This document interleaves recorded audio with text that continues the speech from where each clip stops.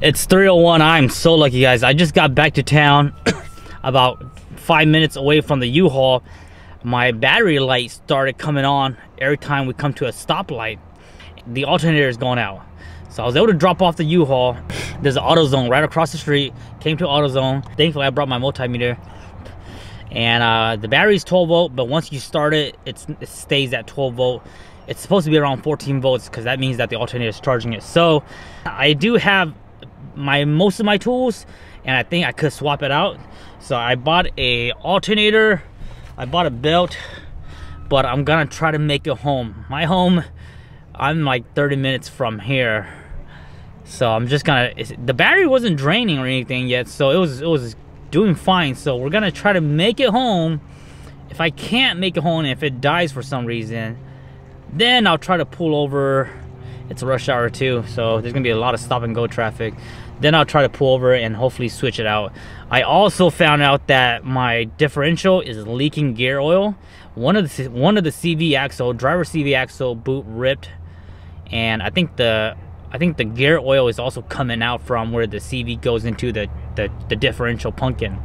I think that happened because I was driving in four-wheel drive on some section that was just pavement, and I think I should have turned it off. So I think I kind of did that to myself. I shot myself in the foot for driving in four-wheel drive. And this is my first time using four-wheel drive with this truck. Like I said, I just bought this truck early this summer.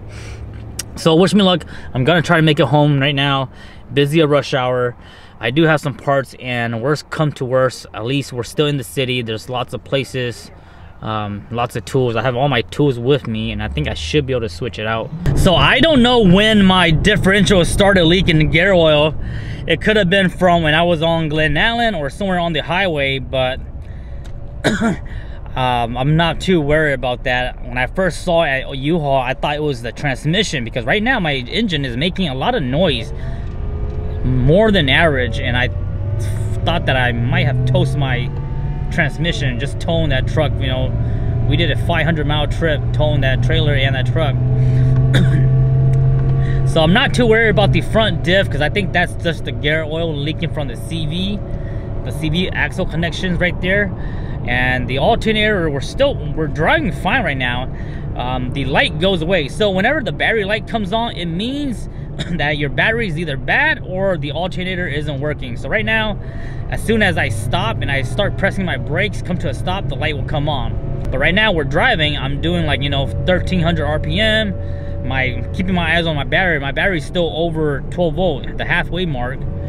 So I think we're gonna be able to limp home right now. Just lots of stop and go traffic, but I want to try to limp home so I can get the truck at my place and fix it at my place instead of doing it on the side of the road or on some kind of parking lot. It's just, you know, I don't mind doing it. And thankfully, this happened right when we got in town. Imagine if that alternator went out when I was still on the McCarthy Road or somewhere along that line where there was like no cell service.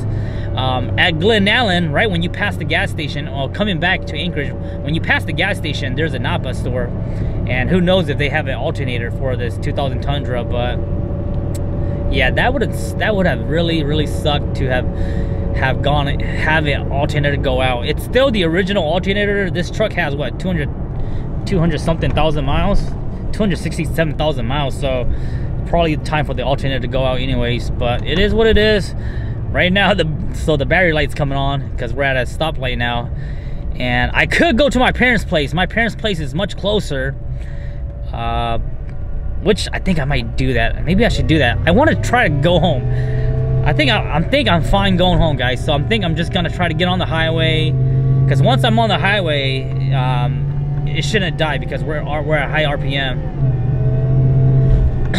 So I think I'm gonna try to get home and fix it at my place. I have a majority of my tools with me, and I'm pretty sure I can fix it right now, but I just want to do it at the piece of my house.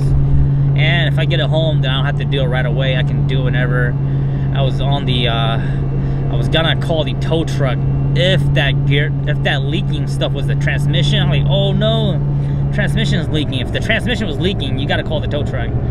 But it's just the front diff. It's not gonna damage anything. We're not in four-wheel drive or anything like that.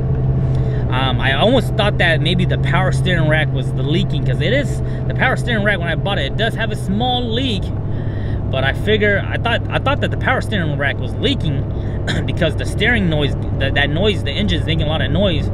So I didn't know if it was like the power steering pump or whatever that thing is.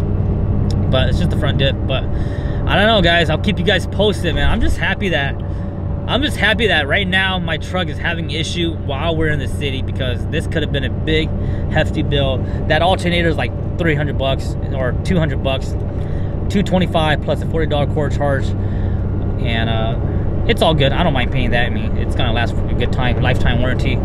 But imagine if I broke down all the way out there and there's like no place that has an alternator. I would have to call somebody to bring me an alternator, and that just costs time and money.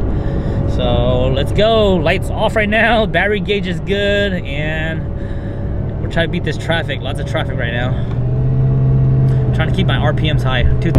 Okay, I made it on the highway to my place, so I think we should be good. No more stop and go traffic. The battery's not really draining or anything right now. The battery's still above the halfway mark, so it's like, it's still showing me that it has like 14 volts. But I don't know how, because my multimeter says that the alternator was no longer charging the battery. So supposedly the battery should be dying right now, because it's using the battery, but it's not doing that. So maybe the alternator is like, it's like on its last leg. Maybe it's still charging, or maybe the alternator is good and something else is wrong. But my multimeter was saying that it wasn't getting 14 volts when it was on idle. Who knows? We're still gonna switch it out anyways. I'm just gonna go home, and I'm not gonna do today. I got way too much stuff, but I'm probably still gonna go ahead and switch out the alternator. I bought a new belt for it too, so we might as well do the whole belt while we're at it, because I didn't touch those yet ever since I bought this truck. Man, talk about luck, man. How the heck did this happen right when I got into town? If this would have happened when I was at McCarthy or Chitina or way in the boonies, I would have been stressing. It's all good. It's all part of the adventure. Talk about luck. I made it home. It was still running fine, except for the light coming on. It's all good. Tomorrow's Halloween. I'm not gonna work on the truck. I'm gonna spend time with my family. It's been a long 24 hours. We've been on the road for 24 hours, 500 mile trip. I'm gonna go ahead and get this fixed and keep you guys updated. Peace.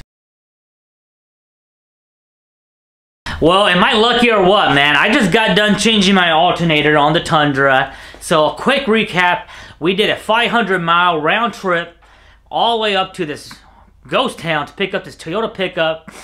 When we went there, the truck was doing great. And then when we got back, it started acting up around Sutton, which is about maybe about 1 hour before I get home, about 1 hour before I got home. So the first thing I noticed, that when I was on cruise control and we were going up this little hill, my truck had to increase its RPM, and as soon as it went from, I saw my battery light flashed for 1 second, and then it went away, and that's when I got kind of, whoa, what's going on here? And then when I got to town, as soon as I got to town, when I was getting closer to U-Haul to go drop my trailer, the battery indicator comes on. And when the battery indicator comes on your dash, most likely it's your alternator going out or your battery's bad. I knew the battery wasn't bad because I knew the battery was good. So the alternator is the original Toyota on this truck, 267,000 miles. Who would have thought that it would have gone bad? Now, of course, maybe I would have changed this alternator out for preventive maintenance, but I didn't think about that. Now, I'm so lucky that this thing did not fail while I was all the way up north in that ghost town, because here's what happened. So I got into town, I dropped off the U-Haul, and right across the street, there's an AutoZone. I bought an alternator from AutoZone. I bought a belt, and I decided to just gun it home because for some reason the truck was still, like, the alternator was on its last leg. It was still charging it a little bit. So I decided to gun it home, and I made it home. I did a little research, and I found out that the Denso alternator on Amazon is actually much cheaper. So I went ahead and refunded the AutoZone one, and then the Denso alternator arrived today. Part number for Denso is 2100464. This is for most of the 4.7 first gen Tundra, so if you guys are watching this should work for you guys. So I installed this, but we had some issues. When I was removing the alternator, this is the alternator plug. it's so seized in there that there's no way to get it out. And I pulled the wires out, and then I'm like, okay, I can probably get the plug out now. But then I try to fight this plug, and it wouldn't come out. It broke. It literally just shattered because I think it's been infused with it. So imagine if I was stuck out there and somebody brought me an alternator. Guess what? This plug would have broke, and there would have been no way to replace that unless you have an extra plug. Now, I broke this plug, but thankfully, since I have so much Toyota parts, the Toyota 3VZE V6 plugs are the exact same one. It's the oval one. So I just took one of my old spare plugs, spliced it up, heat shrinked it, taped it up, and now it works amazing. But check this out. This is the original one right there. Original Toyota. Toyota 270600 Frank 020. Check this out, guys. You guys see that? That is a hairline crack. One right there near the post, and one down here. How crazy is that? And then look at all the stuff that's in here. There's like some stuff that's stuck in there.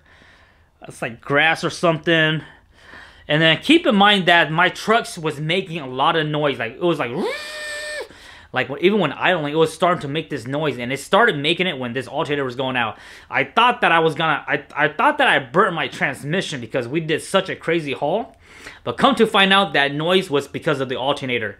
Now, two things did happen. That noise, the alternator went out, and then my front driver axle, the boot rip, the CV axle boot rip, and then gear oil started leaking from the front diff. So I think where the driver CV axle connects into the diff, I think there's a seal there. I'm not too sure, but I think there's a seal, and I think that's where the differential is leaking at. I'm not too worried about that. I have two new CV axles coming in. I need to do a front end overhaul anyway, so those CV axles are gonna come out anyway, so I'm just gonna replace them. Now, I bought two new CV axles. They're on order right now. I'm just gonna replace the driver's side because the passenger side is still good. It's Toyota, and then we'll keep it the way it is. I got to remove that lift. There's a 3-inch lift in there. I removed that lift, put new struts, and then hopefully that fixed the alignment, because like I said, I told you guys this trip was super scary because the alignment was cambered in and toe in, all sorts of crazy. Now I'm gonna try to spin this so you guys can hear how bad it is. Look, you guys can't hear right now, but see how hard this is? It's not supposed to be that hard, guys. It's supposed to be nice and smooth. But listen to this. Listen to what the noise it was making.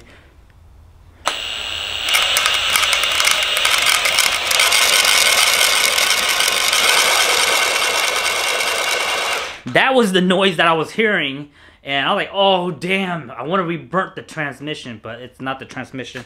So lesson learned, guys. Like I said, this was totally unexpected. You know, I didn't think that the alternator was gonna go on this trip, but I'm just so lucky that we made it home safely. So that's a quick update for you guys. If you guys are gonna do a long road trip, just make sure you pre-check everything. Like I said, I did pre-check all my fluids. Everything was good. But again, I bought this truck, like I said, 2-3 months ago, and this was something that I didn't thought about replacing yet. Now the starter should be good. The starter is located right between the plinth or the two valleys of the intake, so hopefully that doesn't need replacement in the future. But hope you guys enjoy this video. I'll see you guys next time. Bye bye.